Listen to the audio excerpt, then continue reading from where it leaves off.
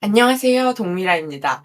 오늘 강의에서는 우리의 셀프 케어 프로젝트를 위한 큰 그림, 우리의 몸, 마음, 생각, 행동의 연결 구조를 이해하는 지도를 그려볼 거예요.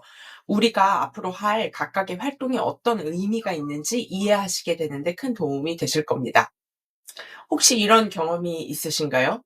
몸은 너무 지쳐서 움직이기 힘들고, 머릿속은 끊임없이 생각이 멈추지 않고 돌아가고, 마음은 불안하고, 그러다가 아무것도 못하게 돼서 그냥 누워있게 되고, 우리가 사실 이 우리의 몸, 마음, 생각, 행동이 이렇게 긴밀하게 연결되어 있다는 것을 종종 인식하지 못하고 아니면 모르고 살아가는 것 같아요. 그런데 실제로는 우리의 뇌, 신체, 마음 반응 등등은 긴밀하게 얽혀 있는 네트워크입니다. 오늘은 이 연결 구조를 이해하고 앞으로의 셀프 케어 여정을 위한 회복 로드맵을 함께 그려보겠습니다. 우리의 경험을 크게 네 가지로 나눠봅시다. 우리의 몸, 마음, 생각, 그리고 행동. 우선 상황이 있죠. 어떤 자극이 돼요, 이 상황이. 그러면 우리의 몸이 심장이 빨라지고 근육이 긴장하고 호흡이 가빠지는 이런 신호를 보내고, 마음은 불안, 분노, 슬픔이라고 이름 붙일 수 있는 감정 반응을 나타내고, 생각은 큰일 났다. 나는 못한다. 나는 사랑받을 수 없다. 아무도 날 좋아하지 않는다.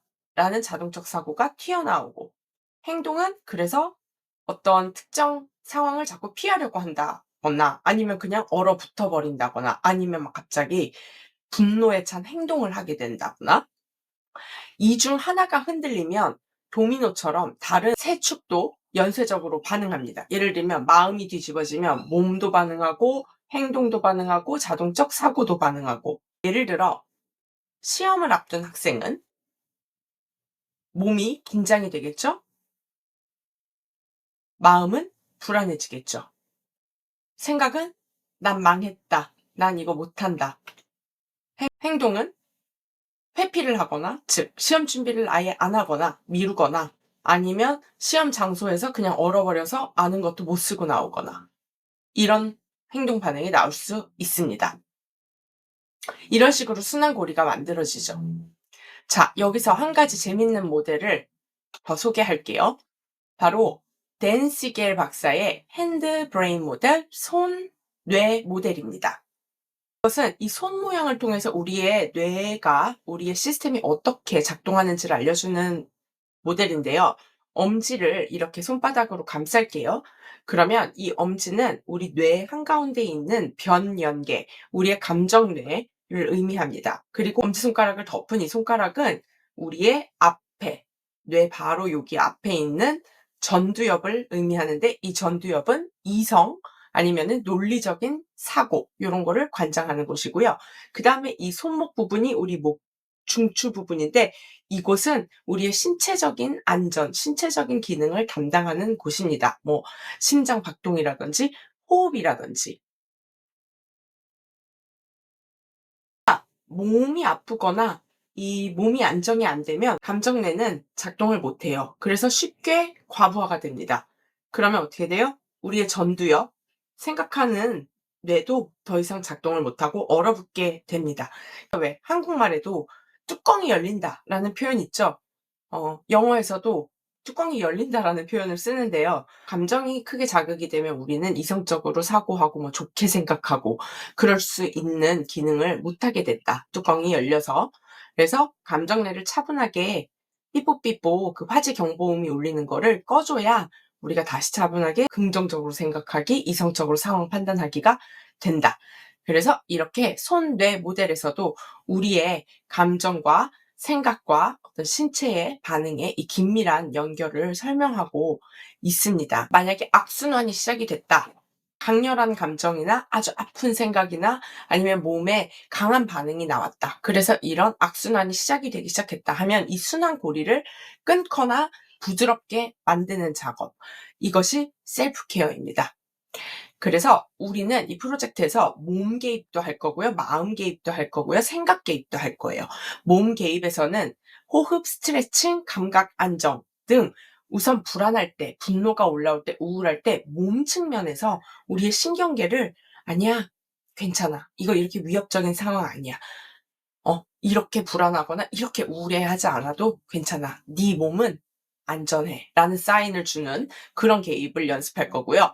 마음 개입에서는 나의 불편한 마음을 없애려고 하는 게 아니라 그냥 그 감정 자체에 이름을 붙여주고 바라봐주고 그 마음을 챙겨주고 내가 그 순간 따뜻하게 이 급한 불, 위기 상황, 마음이 삐뽀삐뽀 경보음이 울린 상황에서 마음을 좀 안정시켜주는 기법들을 살펴볼 거고요. 생각 개입에서는 우리도 모르게 만들어낸 어떤 신념들 아니면 상황을 바라보는 해석들, 믿음들 이런 것들을 한번 점검하고 그 다음에 이것을 좀 더 아프지 않은 나에게 좀 더 도움이 되는 현실적인 지금 상황에 맞는 다른 해석으로 바꿀 수 있는 방법은 없을까를 살펴볼 것입니다.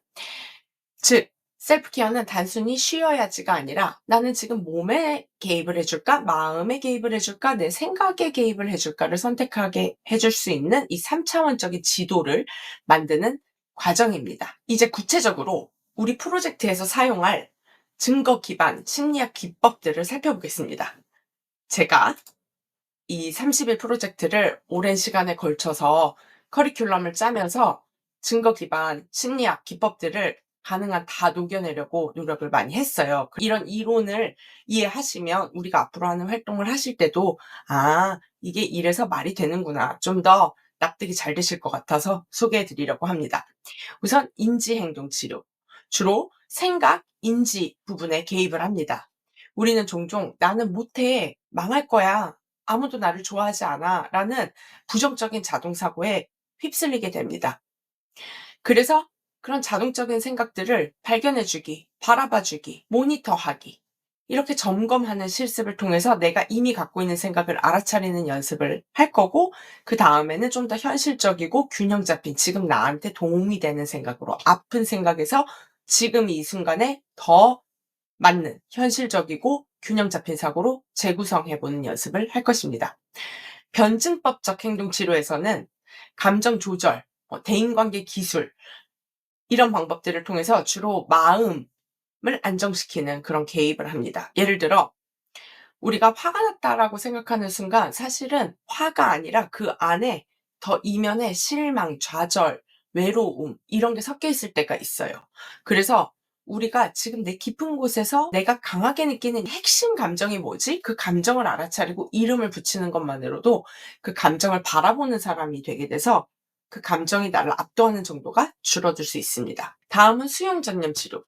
수용 전념 치료에서는 우선 수용하자는 거예요. 불편한 감정이든 나를 아프게 하는 생각이든 이걸 없애려고 하고 '이렇게 생각하면 안 돼. 이렇게 느끼면 안 돼.'라고 하지 말고 싸우지 말고 거기에 에너지를 다 소진하지 말고 '얘네는 어쨌든 어떤 이유가 있어서든 생겨났구나. 불안하지 말아야지.'가 아니라 '나는 불안하고 무섭지만 동시에 나는 내가 원하는 나의 모습이 되기 위해서 여전히 하루를 살아갈 거야.'라고 말하는 거죠. 그래서 불편함과 함께 있는 연습, 가치에 기반한 나의 행동을 계획하기. 이런 실습들입니다. 다음은 심리도식 치료. 심리도식 치료는 우리의 이 자동적인 생각들, 자동적인 해석의 틀이 도대체 어디서 생겨났나를 이해하는 데 도움이 되는 이론이에요.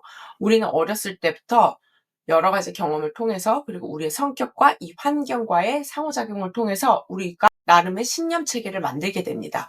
이것은 특히 모든 인간이 가지고 있는 근본적인 정서적 욕구, 크게 5가지가 있는데 이거는 강의 뒷부분에서 얘기를 더 자세히 나눌 거예요. 그 정서적인 욕구가 어린 시절에 충족이 안 됐을 때 근데 단순히 충족이 안 된 게 아니라 결핍될 정도로 너무 지나치게 충족이 안 됐을 때 그럴 때 우리는 그 정서적 욕구가 충족되지 않아서 울고 있는 내면 아이를 갖고 살아가게 됩니다. 그리고 이 내면 아이는 자라보고 놀란 가슴, 소뚜껑 보고 놀란다고 특히 이 충족되지 않은 정서적 욕구가 건드려지는 상황에 더 크게 반응을 하게 되고 그래서 이 극단적인 신념으로 상황을 더 위협적으로 해석하게 된다라는 거죠. 우리가 결국 원하는 것은 우리 안에 건강한 부모 목소리를 만들어서 이 내 안에 나를 지켜주는 목소리가 이 울고 있는 내 내면 아이와 이 충족되지 않은 정서적 욕구를 달래주고 충족시켜주는 도구를 만드는 것입니다. 마지막으로 폴리바이갈 이론. 폴리바이갈 이론은 우리의 몸과 신경계를 안정시키는 접근입니다. 우리는 불안할 때 심장이 빨라지고 숨이 가빠지는데 이것은 우리가 불안하다라고 세상을 지각하면 우리의 신경계가 이거는 위협 상황이라고 판단을 하기 때문에 도망가기 위해서 아니면 싸우기 위해서 우리의 몸을 그런 상황으로 세팅을 해주는 거예요. 심장이 빨리 뛰고 호흡을 빨리 함으로써 도망갈 수 있게, 싸울 수 있게. 근데 이렇게 몸이 반응을 하면 우리 뇌는 이 몸의 반응을 보고 또 이 상황이 진짜 위협적이구나 해서 더 불안하게 느끼게 됩니다. 그래서 불안할 때, 분노가 쳐올라올 때, 우울할 때 단순한 호흡 훈련이나 아니면은 몸을 안정시키는 아니면 몸에 에너지를 주는 여러 가지 방법들을 통해서도 우리 뇌가 이 상황이 그렇게 나쁜 상황은 아닌가 봐. 내 몸이 이렇게 편안한 거 보면. 아니면 내 몸이 극도로 불안하거나 극도로 무기력하지 않은 거 보면 '이 상황이 그렇게 위험한 건 아닌가 봐.'라고 해석을 해서 우리의 불안이나 분노, 우울 같은 감정도 줄어들 수 있습니다. 네. 우리의 셀프 케어 프로젝트는 이 증거 기반 심리학 기법을 하루 10분 안에 실습 가능한 단위로 잘라 바쁜 일상에서도 바로 적용할 수 있도록 설계되어 있습니다. 이제 오늘의 정리를 해볼까요? 몸, 마음, 생각은 하나의 연결된 시스템이다.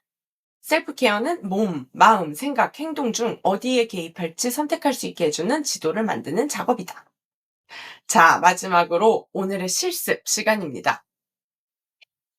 지금 떠오르는 최근에 있었던 마음이 어려웠던 순간 하나를 생각해 보시거나 아니면 오늘 하루를 지내면서 아니면 내일 하루를 지내면서 조금이라도 마음이 흔들리고 스트레스 받는 순간이 온다면 그 순간 지금 내 몸이 어떻게 반응하고 있지? 가슴으로 느껴지나? 어깨가 무겁나? 목기가 뻐근한가? 심장이 빨리 뛰나? 마음은 불안? 분노? 우울? 지금 이 순간 내가 스트레스 받는 이 순간 내 머릿속에 자동으로 떠오르는 생각이 있나? 내가 지금 나한테 어떻게 얘기하고 있지? 망했다. 큰일 났다? 사람들은 다 나를 싫어한다? 이렇게. 내가 스트레스 받는 상황에 내 몸 반응, 마음, 생각을 한번 캐치하는, 그거를 이렇게 잡아내는 연습을 한번 해보세요. 적어보시고 댓글에서 나눠주셔도 좋고 아니면은 혼자서 간직하셔도 좋습니다. 우리는 이제 우리의 관찰자가 되는 거예요. 이 반응에 압도당하는 노예가 되는 게 아니라 우리는 마치 기자가 기사를 쓰기 위해서 자료를 수집하듯이 과학자가 어떤 이론을 증명하기 위해서 실험을 하며 자료를 수집하듯 그런 관찰자 입장에서 오늘은 큰 그림을 함께 그려봤습니다. 감사합니다.